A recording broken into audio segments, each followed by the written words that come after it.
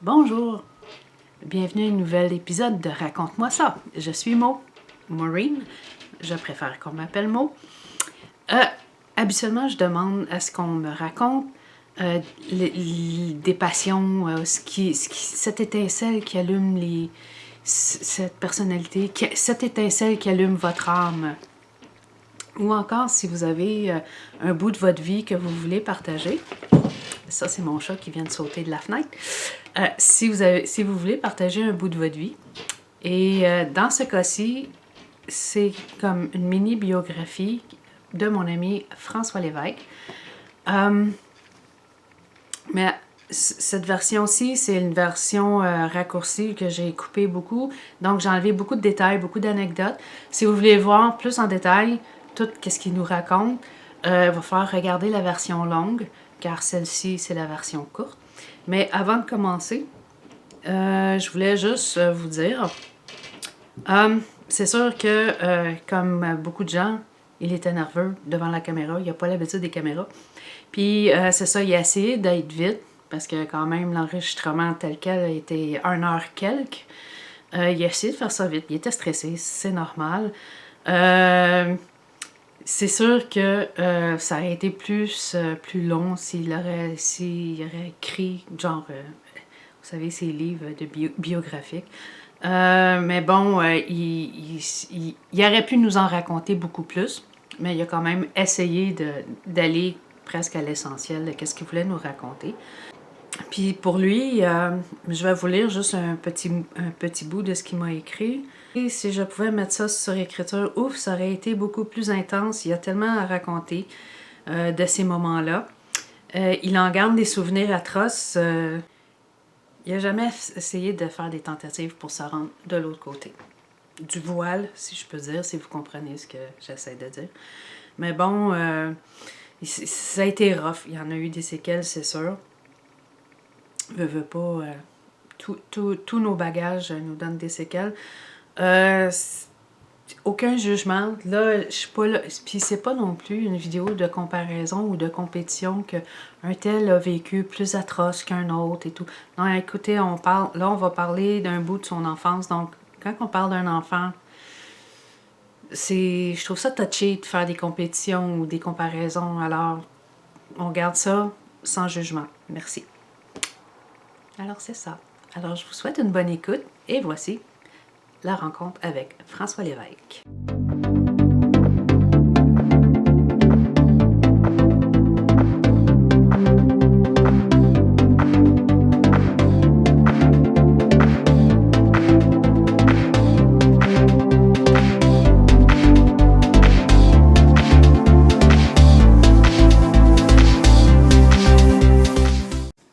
On va aligner nos chakras. Bon, on commence. T'as l'air quasiment trop relax. Bonjour Maureen, comment ça va? Ça va bien, puis toi? Ça va très bien. Toi, t'avais envie de nous raconter. Je vais te raconter un peu Chemin de vie. mon chemin de vie d'enfance. Il y a beaucoup d'enfants qui est victime de ça, si on peut dire. Encore aujourd'hui. Encore aujourd'hui. Fait que c'est ça. C'est que bon, je suis un enfant qu'on peut appeler abandonné par ses parents. OK.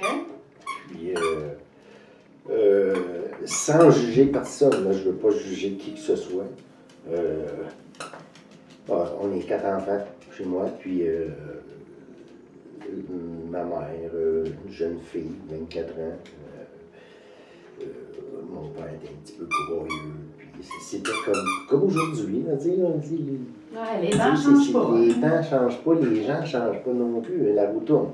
Fait que c'est ça. Fait que je me suis retrouvé, c'est une madame qui nous a gardés en famille d'accueil. Puis j'ai pogné la meilleure maman du monde, par exemple. Ouais. C'était une madame toute seule, son mari était décédé quand j'avais 2 ans. Moi, elle m'a pris en garde, j'avais 3 semaines. Oui, c'est jeune. 3 semaines. Ouais. Fait qu'elle s'est retrouvée avec deux petits garçons puis 2 petites filles. Puis elle les élevait, je crois, jusqu'à 4 ans, les petites filles. Puis la mère, elle s'est décidée de venir chercher les petites filles. Puis elle a dit que le père va venir chercher les garçons.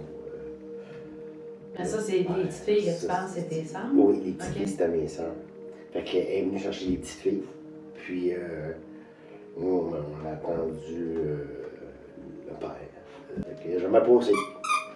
Fait que ça a resté ça. Fait que puis on a eu la meilleure personne au monde. Sauf que moi, j'ai eu des problèmes quand j'étais jeune à l'école. Première année, quand on me disait dessine tes parents, dessine ta famille. Oh, ça bloquait. C'est là que ça bloquait. Je me sentais pas bien, j'aimais pas ça.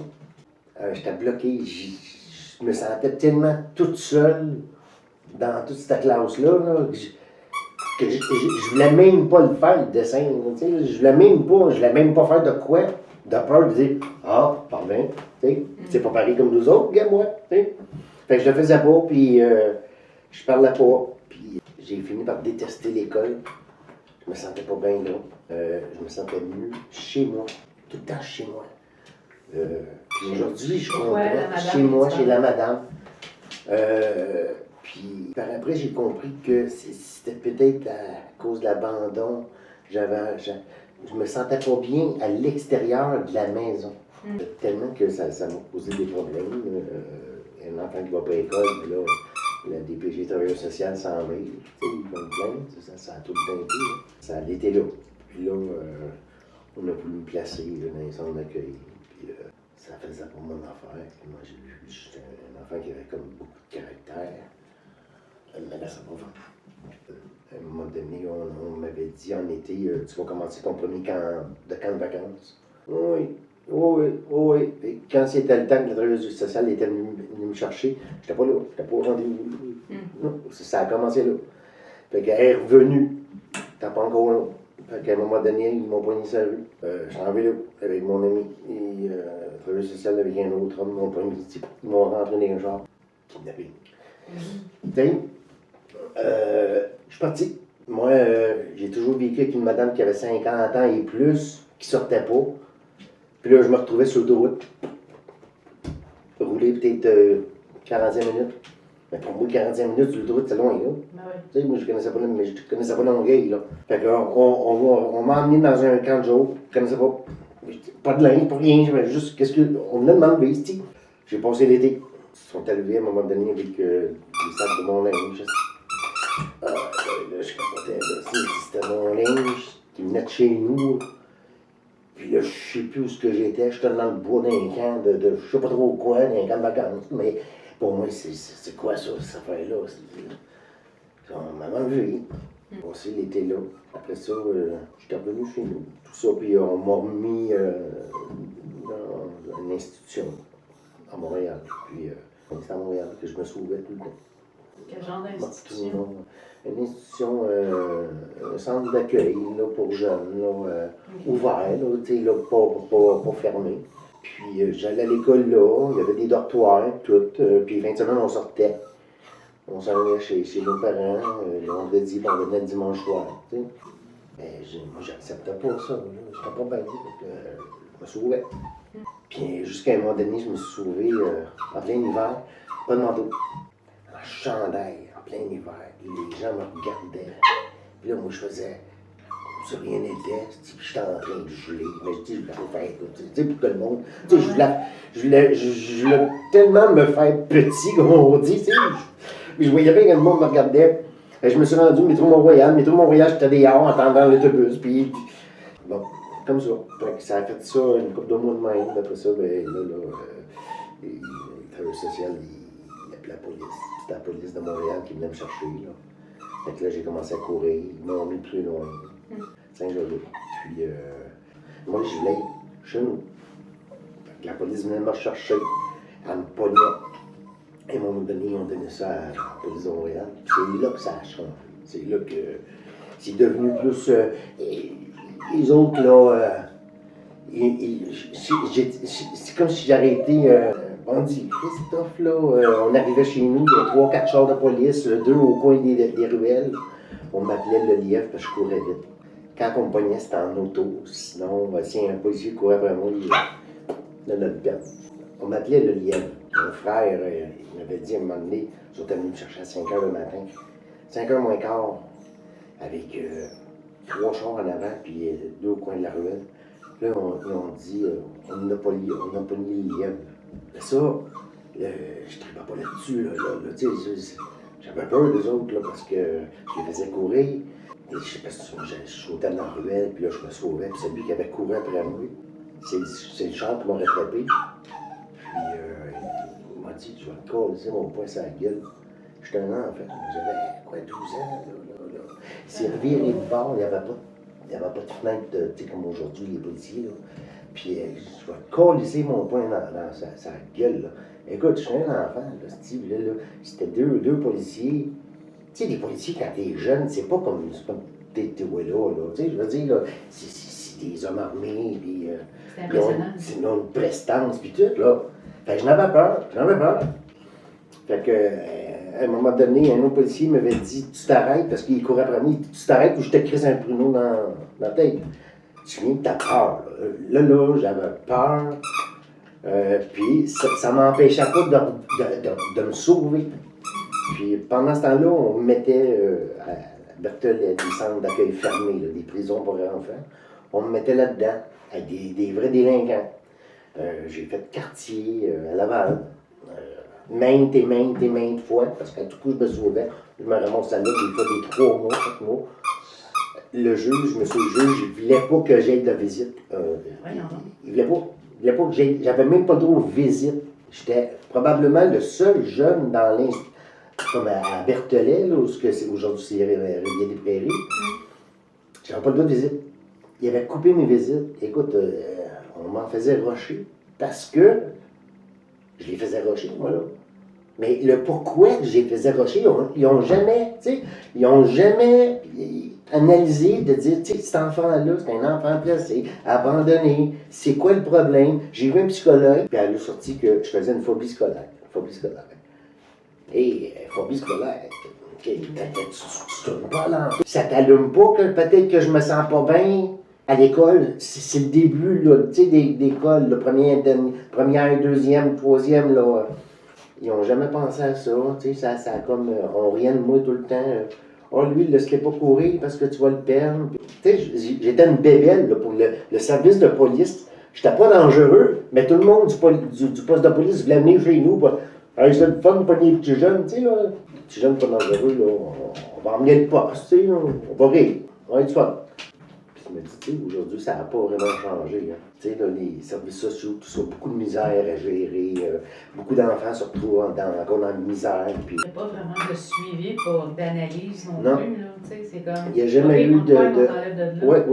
Puis je suis parti jusqu'à Rouyn-Noranda, en avion, avec une travailleuse sociale, 2 policiers. Le premier voyage d'avion. On m'a regardé à l'aéroport, on voyait que c'était pas normal. Il y avait 2 hommes de travailleuses sociales, puis il y avait moi là. Tu sais, là. Quand on me pognait chez nous, mettons, là, on me pognait par les culottes, puis on me montait ça, là. Et je marchais sur la pointe des pieds jusqu'au char de police. Là. Tu sais, on m'a fait baver, là. Tu sais, là. C'est humiliant, là. Les policiers c'était pas des jeunes, hein. C'était des messieurs, là, de 50 ans, là, puis... Fais-moi pas courir, toi, matin, tu sais, là. Il n'y avait pas de psychologie dans ce temps-là. Tout ça juste parce que tu ne fais pas à l'école? Oui, il n'y a aucune délinquance là-dedans. Je ne voulais pas aller à l'école. Puis, regarde, tellement que c'est profond. J'ai 59 ans aujourd'hui. Puis, si tu me dis, pourquoi tu ne voulais pas aller à l'école? Je sais pas. C'est profond, là, parce que je le sais même pas encore. Tu sais, je pourrais te dire, parce que j'aimais pas étudier. Puis non, j'étais bon à l'école. Même qu'ils ne comprenaient pas parce que j'étais bon à l'école, mais je voulais pas être là. Mais avec tout ce que tu as vécu, bon, c'est sûr, tu voulais pas sortir de chez vous, c'est ça, c'était ton cocon. C'était mon cocon, oui. Exactement. Puis tellement que même quand j'ai commencé écoute, à 15 ans, je me suis sauvé, j'étais à Rouyn-Noranda. J'ai fait une coupe d'évasion avant de réussir parce que la route est loin. La police, tu pars d'un point, puis tu te fais ramasser sur l'autoroute, là. Tu sais, la police, c'est les centres d'accueil, ils appellent tout la police, hein, qui font quoi qu'il y a une évasion. Tu te fais ramasser, tu fais du pouce, puis tu te fais ramasser par un char fantôme, puis c'est la police, là.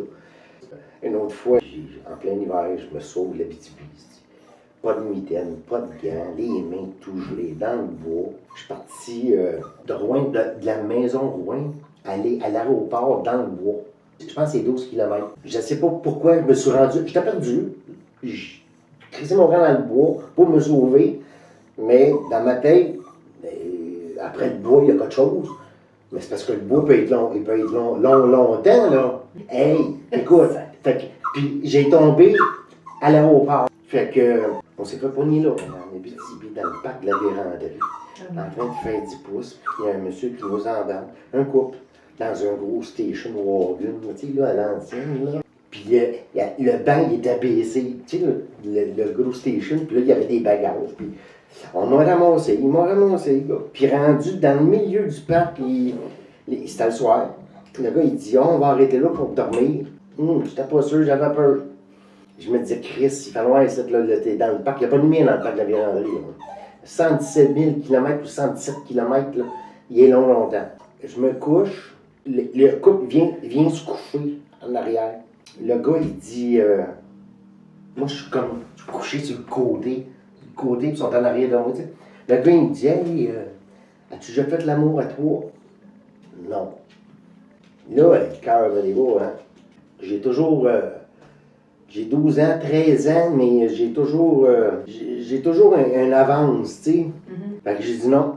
Puis là, dans ma tête, c'est pas, ah, ça va être la fun. Non, ça, c'est pas normal. Tu sais. Là, j'ai dit non, il t'attend-tu? Non. Fait que, il a baisé sa bonne femme. Après ça, il disait, mets tes culottes. Je les trouve pas, je sais pas. Écoute, ça m'a marqué, là. Je capotais, là. Là, j'ai pas dormi de la nuit, j'ai resté sur le bord.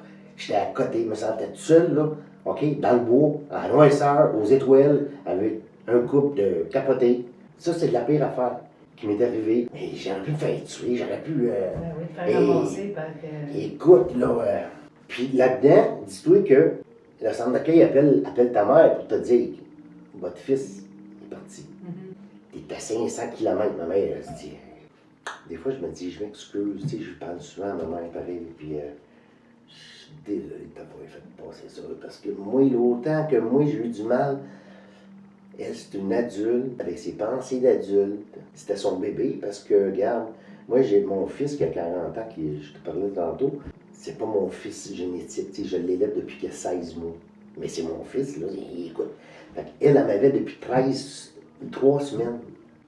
Non, mais t'es bien consciente aussi que c'était pas de ta faute, c'est pas ça que t'as demandé de la vie. Hein? Non, puis à un moment donné, sur le juge, j'ai voulu la mettre en prison. Il disait, si on ne pogne pas votre garçon, parce que je me sauvais tout le temps, puis j'étais très dur à pogner, comme on dit, là. Il disait que c'était elle qui me cachait. Oui, non, monsieur, moi, là, j'entends un char qui se pète, j'entends une porte d'auto fermée, là, je suis dans la fenêtre. Tu sais, je dors pas, là, je suis très... Moi, j'étais le fugitif, là. On voulait me tirer, on voulait me donner des coups de poing sur la gueule, on me mettait en prison, parce que c'était en prison, quartier, Saint-Vallier, Barthelet. C'est des prisons pour les jeunes avec des adolescents qui pas à peu près, là, tu sais, là, des fiers à bras là-dedans, là, pareil, là, même si... T'en as, là, des plus de 17 ans, là, j'avais 12 ans, là, j'étais pas avec des enfants de cœur, là. Fait que je me suis endurci pareil. Puis là, dans ces moments-là, j'étais jeune. Quand on me donnait la permission d'appeler, j'appelais. Puis quand ma mère répondait oui, allô, je partais à pleurer. Je n'étais pas capable de parler. Je parlais pas. Je suis mal investi. Hey, mais le cœur m'a arraché. Mais quand est-ce que ça a comme terminé? Ben, j'avais 15 ans et demi quand j'ai réussi à me sauver de Rouen, puis je me suis rendu à Montréal. J'ai passé à la cour, puis là, le juge, j'avais dit, là, je suis aux limites. Moi, j'étais comme à la limite pas mal. Puis, je n'avais vu, là, des choses, tu sais, là. Lui, là, avec sa petite soudane, là, il n'en veut plus, là. Il n'y avait plus rien à parler. Puis là, j'avais dit, je suis pas mal aux limites du Québec. Si tu vas m'envoyer où, en Chine, là, je vais me sauver pareil. Fait qu'il a décidé de me laisser, il dit, on va te laisser à Montréal. Fait que la travailleuse sociale est arrivée, puis elle m'a dit, écoute, on t'a trouvé une école, Mont-Saint-Antoine. La travailleuse sociale, j'ai dit, écoute, je viens de me sortir de 5 ans, 50 centres d'accueil, Puis je me suis sorti de moi-même avec ma tête de cochon. Puis là, je vais aller me rentrer au Mont-Saint-Antoine de moi-même, comme ça. Je prends pour qui, là? Sinon, je m'en vais à Polyvalente sur le coin de la rue. Ou je vais pas à l'école. Fait qu'elle dit, si tu vas pas à l'école, elle dit, si tu vas pas aller à Mont-Saint-Antoine, puis ben, elle dit que tu te trouves une job d'ici 3 semaines. Elle dit, sinon, tu es jusqu'à 18 ans à quartier. Peux-tu te dire que T'as trouvé un job, j'imagine. je me suis trouvé une job? Mais vivre tout ça, j'imagine, ça t'amène des séquelles dans ton cheminement. Écoute, j'aurais pu être pire, j'aurais pu Ah ben être ça, c'est sûr. délinquant. On m'a déjà mis dans une cellule capitonnée, là. J'étais en train de fou, là. Ah, Je m'avais sauvé de Rouen, mais on m'avait pogné sur la route, on m'a crissé là, jusqu'à temps que les éducateurs viennent me chercher. Donc, capitonnée, une chambre capitonnée, j'étais en train de fou, là. C'est quoi, là, une affaire de fou, ici? C'est quoi, là? Un centre d'accueil. C'était pour probablement une cellule de crise, là, tu sais, là. Ils mettaient là. Il y avait pas de place, moi, ils m'ont mis là. Aujourd'hui, je me dis, j'aurais pu mourir dans le bois, en plein hiver, à moitié habillé. Les étés, c'était la même chose. Je me rappelle, un après-midi, il faisait chaud. J'étais trop gêné pour aller cogner et tu envoies de l'eau. Et j'avais soif, pas d'eau, en plein soleil. La misère, noire. Mais tout ça, tu sais, on me dit là, ouais. Mais là, j'étais un petit bonhomme, là. Ouais. Maintenant, fait chier. Ça, je l'ai encore sur le cœur aujourd'hui. Tu sais, là, je l'ai toujours sur le cœur. Parce que j'essaye de comprendre comment tu peux faire ça à un petit gars qui a 12 ans, 13 ans, qui connaît rien, là. au lieu d'aider, il était quasiment en train de faire de toi un criminel. J'aurais pu faire. Écoute, ouais. bien ça. T'avais tout le bagage, là. Oui, j'avais tout le bagage, là. Mais avec ce que tu as vécu à ce moment-là, puis comment ton cheminement à venir jusqu'à aujourd'hui. J'ai été chanceux. J'ai été chanceux parce que, écoute, tu sais, aller, les centres d'accueil fermés, mais il y avait des gars rock'n'roll là-dedans, là. Fait que j'aurais pu tomber dans la drogue, j'aurais pu tomber d'aplomb. Dans les gangs, puis Les gangs. J'ai travaillé, je me suis pitché dans le travail parce que j'avais pas le choix. Puis, après ça, j'ai connu mes demi-sœurs, mon père. J'ai connu mon père à 16 ans, là, puis mes demi-sœurs. Fait que c'était tout ça qui a fait que, tu sais, là, j'ai pas éclaté, là, avec des gangs, des ci, des ça, là. Fait que j'imagine qu'avoir vécu tout ça, ça fait de toi, parce que tu étais un parent, ça fait de toi quelqu'un qui doit être très protecteur. Oui. Très protecteur. As-tu l'impression des fois que t'en fais trop puis que tu les étouffes? Peut-être un petit peu. C'est beau d'être parent, là, tu sais, je veux dire, j'ai pas compris, moi, j'ai pardonné à ma mère, J'ai pardonné à ma mère, j'avais pas longtemps.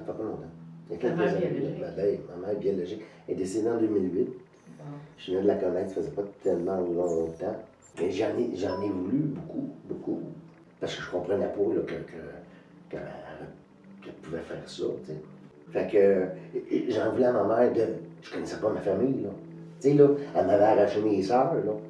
J'ai pas vécu avec mes sœurs, mais là, je suis mal de me chicaner avec mes sœurs, là. Je me suis jamais chicané avec ma sœur Lucie, ma sœur Diane, un petit peu là. Puis regarde, je suis pas capable de rappeler ma sœur du ah là, fait que tu peux pas juger quelqu'un du. Tu sais, toi, tu veux me dire, là. Tu sais, je veux dire, c'est toute l'expérience, le bagage qui fait de toi un être humain, hein, tu sais, je veux dire. J'ai réussi, puis ça, je suis content que j'ai réussi à lui pardonner. Mais quand tu regardes ça, là, malgré que tu n'as pas choisi ce genre de vie-là, tu dois quand même être fier de toi. Tu n'es pas où ce que tu voulais, peut-être. Tu n'as pas eu le chemin que tu voulais, mais qui t'es devenu? Tu sais, t'en as fait du chemin, là. Fait que d'avoir vécu ça, pas mal d'enfants qui ont posé dans ma vie. J'imagine que c'est ton background, justement, qui a fait que tu sois comme ouvert envers les enfants. Puis, oui, j'ai un mauvais caractère, mais je suis quand même pas si pire. Puis à part ça, mais j'aime bien la nature. J'adore le camping, j'adore le kayak. Là, j'en fais un petit peu moins, mais... C'est quand même surprenant que tu aimes ça, la nature, malgré le fait de qu'est-ce que tu as vécu en te sauvant dans le bois. Dans la nature. Ben, écoute, j'ai connu la nature assez tôt. Ton événement le plus. Lequel que tu es le plus fier, par contre? Ma fille. À part les enfants, Puis bien à sûr. part les enfants, Parce qu'elle est adorable, ta fille, là, l'avoir rencontrée, là, mais après. la chose que je suis plus fier là, de moi, là, c'est que j'ai réussi sans réussir. J'ai réussi ma vie sans vraiment réussir avec pas d'études, là, tu sais, je veux dire, là, pas de grosses études, pas de ci, pas de ça. Puis j'ai réussi à ne jamais être dans la misère. Un mot de la fin? Le mot de la fin, je pense que c'est, faut que tu vives ton événement. Puis c'est, comme tu dis, c'est l'expérience hein, d'aller chercher les bonnes choses. Faut que tu vives des choses en négatif, des choses négatives, tu les revires en positif. Parce que je pense que c'est ça la magie de ça, parce que si tu ne le reviens pas en positif, c'est là que tu vas déraper. C'est à toi d'aller chercher le bon. Ça, tout dépend de la perception que tu La décides perception, d'avoir. oui. Que tu décides Parce que si d'avoir. tu es toujours victime, mais là, tu t'enfonces. Là, tu sais, je veux dire. Non, c'est pas parce que tu te dis que tu n'es pas une victime Non, que ça t'es minimalise. une victime. Tu l'es victime, Oui, oui. mais c'est à toi maintenant d'utiliser ça comme pour. Comme un outil, là, Oui. parce que, tu sais, dans la vie, là, c'est pas juste le fun, là, tu sais, je veux dire, là. Puis les affaires moins le fun, mais peut devenir intéressant pareil, là, tu sais, je veux dire, faut pas que ça soit toujours catastrophique, là, tu sais, là. Fait que, je dis, c'est pour avoir une bonne physiologie de la vie, puis je pense en vieillissant, là, t'apprends beaucoup. Ah, j'ai des regrets. Oh my God. Il y a des choses que je me dis, ah, j'aurais pas fait ça de même, tu sais, j'aurais dû, mais c'était dû comme ça. Ouais. Ben, c'est cool. C'est cool. Ben, merci beaucoup. Ben, merci de ton entrevue aussi. Ça a été fun de te jaser. De te jaser de ça. De me raconter ça. De te raconter ça. Fait que, à la prochaine. À la prochaine. Oui.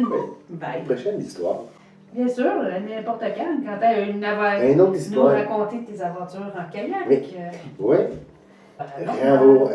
Ou le paranormal. Ça, là-dessus, par exemple, on pourrait se faire une soirée là-dessus. Ah, ça. Ah, OK. ça, là. Un autre rendez-vous. Un autre rendez-vous paranormal. Yeah.